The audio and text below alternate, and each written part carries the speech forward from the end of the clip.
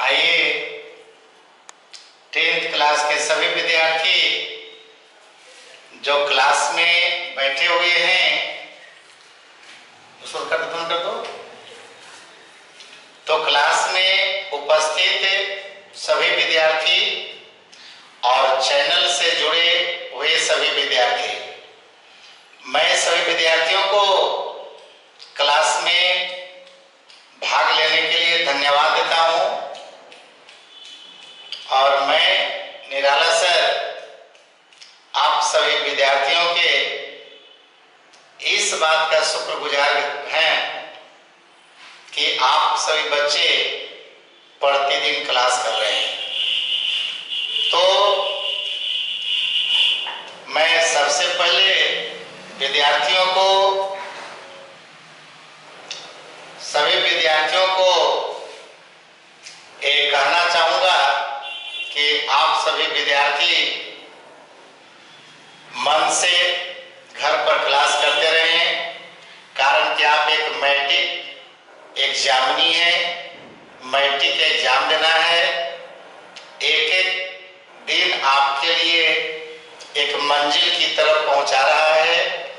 तो ठीक है जी, आप सभी विद्यार्थियों को मैं यही कहूंगा कि जितना भी यानी मटेरियल भेज रहे हैं वो सबको याद करते भी चलें और प्लस उसको तैयारी के हित में भी देखें। तो आइए आज मैं पहले सभी विद्यार्थियों को क्लास में प्रेजेंटी देना चाहता हूं। तो क्लास शुरू करने के पहले सभी विद्यार्थी अपना प्रेजेंटी उपस्थिति दर्ज कर लें, चैनल को सब्सक्राइब कर लें और चैनल को सब्सक्राइब करने के बाद देखा जाए मैं आज की क्लास केमिस्ट्री की क्लास शुरू कर रहा हूं। तो देखा जाए एक 10th क्लास का आज जो क्लास तुम लोग को देने जा रहे हैं वह केमिस्ट्री का है और साथ ही साथ जो टॉपिक आपका है वह आपका मेटल्स है और नॉन मेटल है। ठीक है जी, यानी नॉन मेटल है। तो इसमें आज छोटी छोटी सी क्वेश्चन कुछ निकाले हैं आप लोग के लिए। बासमरे लड़कियां तुम लोग हैं और लड़के और आप लोग चैनल से जुड़े हुए लड़के सभी कुछ पहले आज ऑब्जेक्टिव क्वेश्चन या 2 नंबर का क्वेश्चन जो देते हैं परीक्षा में मैं उससे अवगत करा रहा हूं। क्वेश्चन देखिए, कहता है कि लोहा के प्रमुख अयस्कों का नाम सूत्र सहित लिखें। देखिए आप एक मैट्रिक का एक विद्यार्थी हैं तो आप लोग के क्वेश्चन बराबर कहते हैं कि ऑब्जेक्टिव पर टारगेट करना है, फोकस करना है। ठीक है, तो यहाँ पर लोहा का प्रमुख अयस्क के साथ साथ कहता सूत्र भी बताइए, माने लोहा हम किस अयस्क से प्राप्त कर सकते हैं उसका नाम पहले बताइए। तो देखिए सभी विद्यार्थी, पीछे के जो विद्यार्थी वो भी ध्यान दे रहे होंगे। पहला मेन अयस्क इसका हेमेटाइट है जिसको सूत्र कहते हैं Fe2O3। क्या बोलते हैं? Fe2O3 किसका? हेमेटाइट का। दूसरा होता है मैग्नेटाइट। क्या होता है? मैग्नेटाइट, जिसको Fe3O4 कहते हैं। पहला बोला क्या चीज जी? हेमेटाइट। दूसरा क्या बोला जी? मैग्नेटाइट बोला नहीं। और तीसरा जो होता है वो होता है आयरन पायराइड्स, जिसको Fe2 सूत्र होता है। और चौथा होता है सीडेराइट, जिसको FeCO3 बोलते हैं। ऐसे तो लोहा का बहुत सा अयस्क है, मगर हम लोग के 10th क्लास में जो आपकी चर्चा एनसीईआरटी बुक करते हैं उसकी चर्चा भी मैं कर रहा हूं। सेकेंड क्वेश्चन कहता है सेकेंड मेटल आप लोग को जो पढ़ना है वह पढ़ना अल्युमिनियम है। तो सेकेंड क्वेश्चन कहता है, बात समझिए, लोड ज्यादा नहीं दे रहे, लोड 4 अयस्क का नाम बताए हैं और सूत्र के साथ आप उसको याद कर लीजिएगा। मैं यही सब विद्यार्थी से कहूंगा, एल्युमिनियम के प्रमुख अयस्कों का नाम सूत्र सहित लिखें। किसका नाम? एल्युमिनियम का अयस्क। माने अयस्क के बारे में पहले बताए थे कि अयस्क हम वैसे पदार्थ को कहते हैं जो जमीन के अंदर भू परपट्टी में पाया जाता है, जो कार्बनिक यौगिक होता है और जिससे कम से कम खर्चा में धातु प्राप्त हो जाता है, तो उसी का नाम अयस्क होता है। तो अल्युमिनियम कहीं बना बनाए रखल नहीं है, बल्कि अल्युमिनियम अयस्क के रूप में जमीन के अंदर ही रहता है। जमीन के अंदर से अयस्क को निकालते हैं, उसे किसी कारखाना या कंपनी तक पहुंचाते हैं और उसी कारखाना से देखिए उस अयस्क से अल्युमिनियम को निकाला जाता है। तो देखिए अल्युमिनियम का सबसे मेन अयस्क है बॉक्साइट, और ये बॉक्साइट का खोज सबसे पहले देखिए बतलाए थे कि फ्रांस में ये पता चला, और फ्रांस में एक जगह का नाम था बॉक्स, उसी बॉक्स नामक जगह पर इस अयस्क का खोज हुआ था, इसलिए इस अयस्क का नाम पड़ गया बॉक्साइट। दूसरा देखिए होता है कोरंडम। क्या होते हैं? कोरंडम, जिसको बोलते हैं Al2O3। बात समझ लो, मेन अयस्क का नाम पूछे तो बॉक्साइट बोलिएगा, और ऐसे अयस्क और भी हैं तो कोरंडम भी आपका है जो Al2O3 का रहा है। ठीक है। तीसरा जो देखा जाए आपका अयस्क होता है वो क्रायोलाइट होता है। क्या होता है? देखिए बदमाश से शुरू कर दिया ना।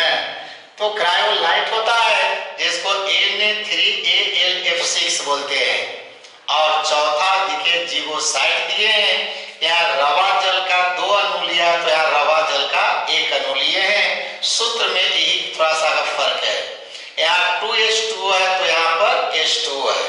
बात समझिए। तो अल्युमिनियम का भी 4 अयस्क दिया, लोहा का भी हमने 4 अयस्क दिए। मैं उम्मीद कर रहे हैं कि आप लोग पढ़ते पढ़ते इसको याद भी कर लीजिए, कारण कि इसमें से नेसेसरी एक एग्जाम में आपको क्वेश्चन पूछेगा, तो एग्जाम में क्वेश्चन पूछेगा तो हम लोग इसको याद ही कर लेना बड़ा बेहतर बात है।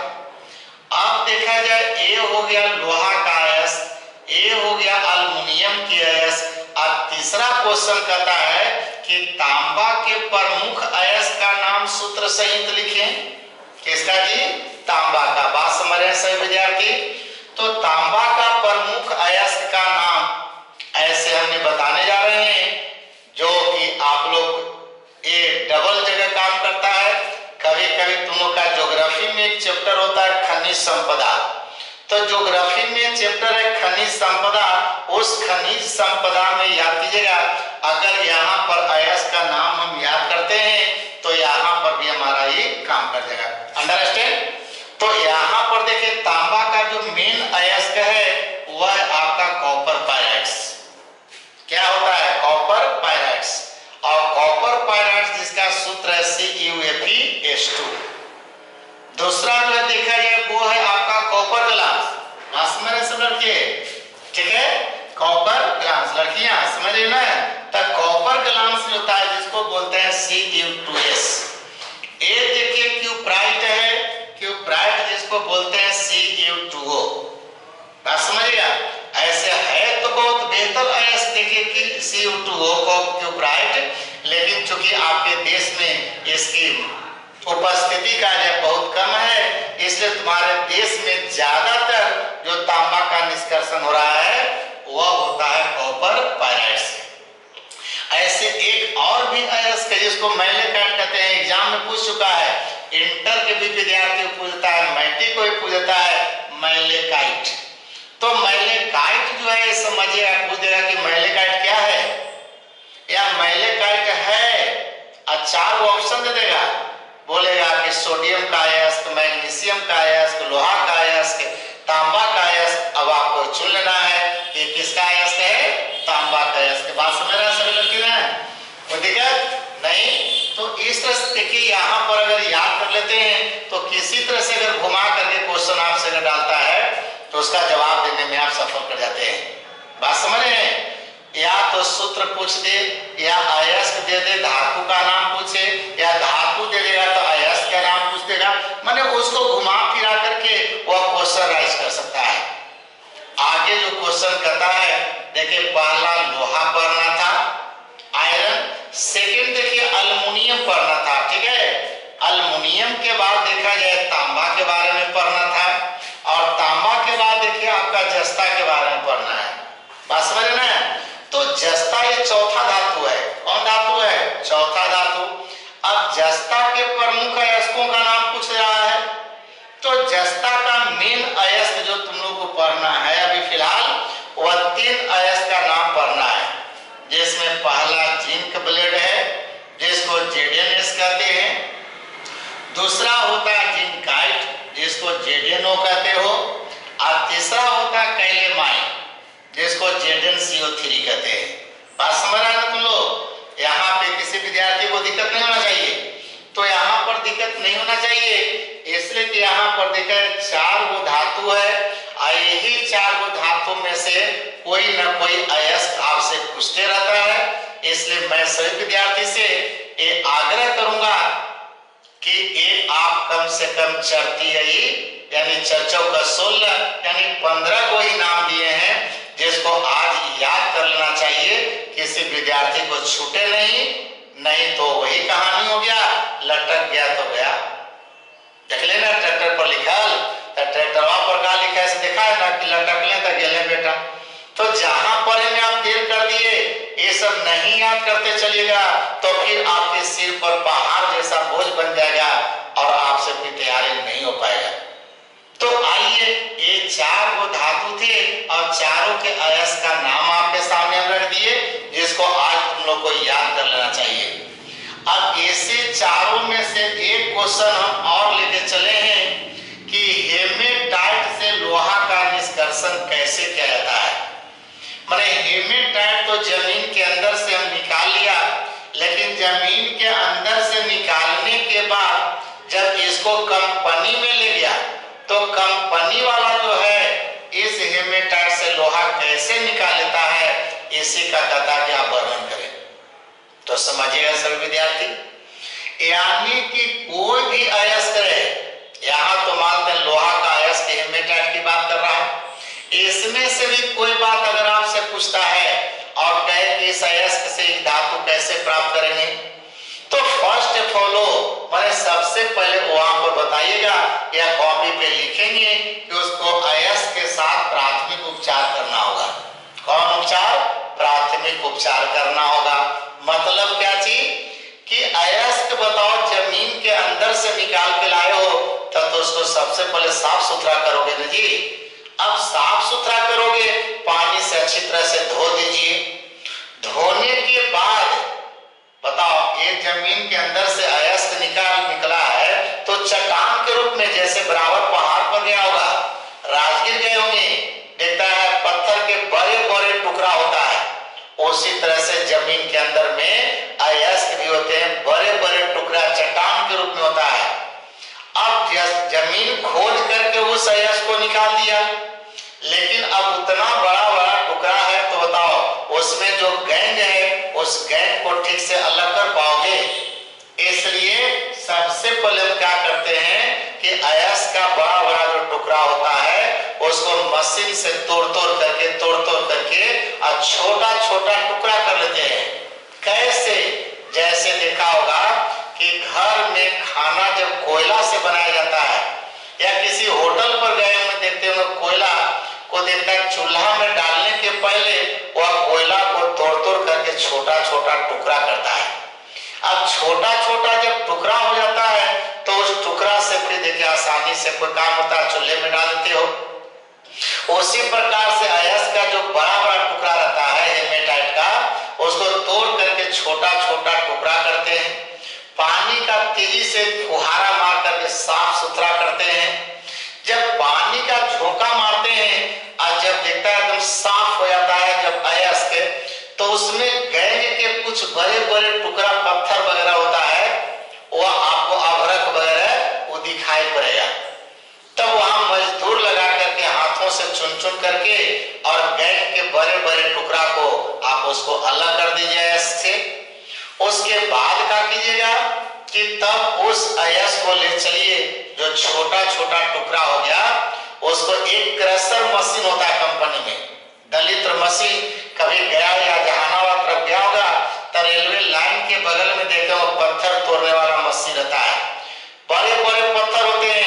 उस मशीन में डाल देते हो, उसका पिसाई टुकड़ा टुकड़ा छोटे छोटे करते हैं, तब देखता है आपके घर वगैरह बनता है। बनता है नहीं? देखा है सभी लड़का लड़की लोग देखिए ना, पीछे के लड़का सोरे हो तुम लोग, ठीक है, चैनल की लड़के, ठीक है। तो हाँ, पहले क्या किया, छोटा छोटा टुकड़ा किया और फिर दलित्र मशीन में ले गया, क्रशर मशीन में, और उसको ले जा करके पिसाई करवा दिए।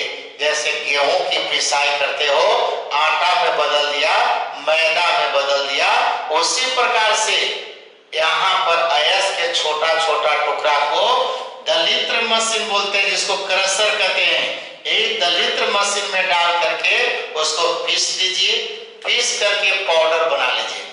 अब जब पाउडर जब बन गया, तब उसके बाद क्या करना है कि हेमेटाइट का चूर्ण को लेकर के अब सांद्रण करना है। तो सांद्रण का मतलब क्या करना है, समझिएगा। कहने का मतलब इसमें जो अयस्क के साथ जो गैंग है, तेकर मतलब कि बताओ Fe2O3 ये तो चुंबकीय अयस्क हो गया। तो इसमें गैंग जो अचुंबकीय है, बतलाए थे कि वैसा अयस्क जो चुंबकीय हो और गैंग अचुंबकीय है, या गैंग चुंबकीय है और अयस्क अचुंबकीय है। तो ऐसी स्थिति में हम लोग क्या करते हैं, चुंबकीय पृथक्करण विधि से उसका सांद्रण कर लेते हैं। क्या कर लेते हैं, सांद्रण कर लेते हैं।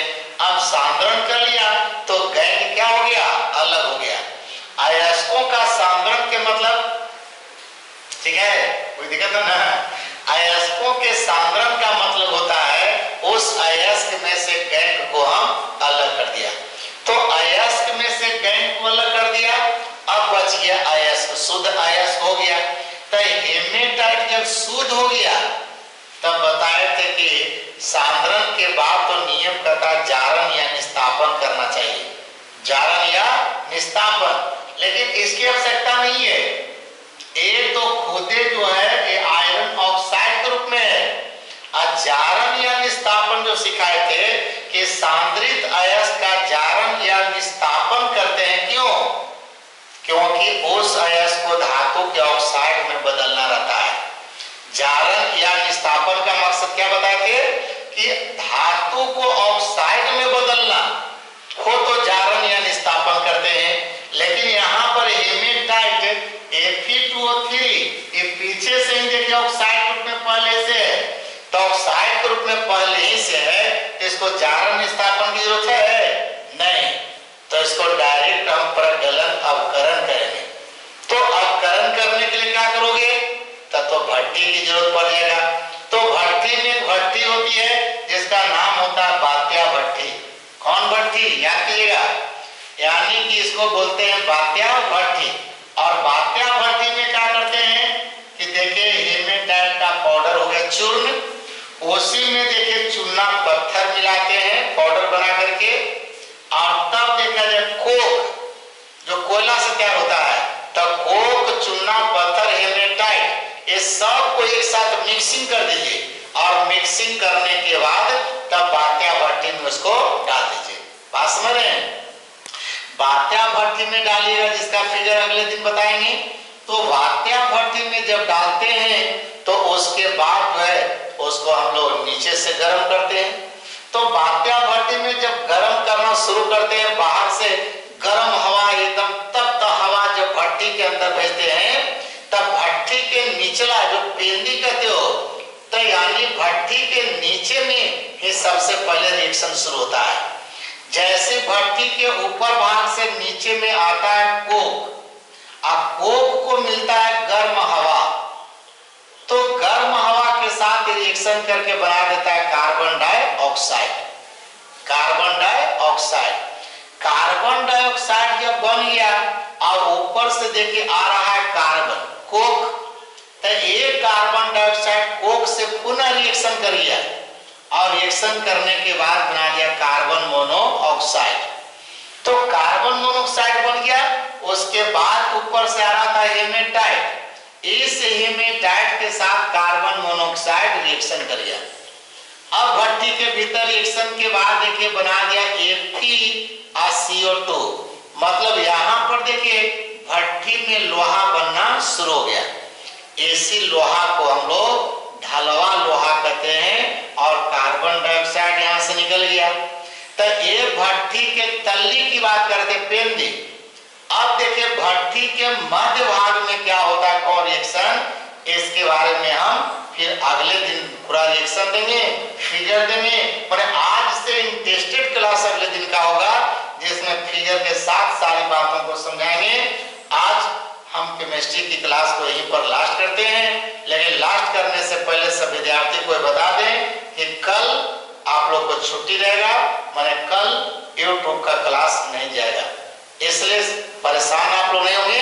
पुनः परसों जो होंगे, परसों हम आप लोग क्लास पुनः देंगे। तो आज इतना ही पे क्लास को स्टॉप करते हैं। सभी बच्चों को